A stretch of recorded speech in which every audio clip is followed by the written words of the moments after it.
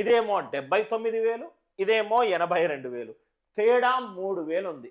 1% ఏమో 825, చాలా చిన్న విలువ. 1% పోయింది.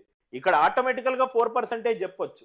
800 into 4 is 3,200. డైరెక్ట్ చూడంగానే మనకు 4% వచ్చింది. నిన్న మనం ఆల్రెడీ అది డిస్కస్ చేశాం. కొత్త వేలో ఈరోజు డిస్కస్ చేస్తున్నాను. 100 మీద 2% తగ్గిందంటే 98. 98లో ఏ ప్రధాన సంఖ్య దాగున్నది? 7 అనే ప్రధాన సంఖ్య దాగున్నది. కాబట్టి రైట్ హ్యాండ్ సైడ్ 7 తోటి డివైడ్ అవుతే లెఫ్ట్ హ్యాండ్ సైడ్ కూడా 7 తోటి డివైడ్ అవ్వాలి. ఇది 7 తో డివైడ్ అవ్వట్లేదు.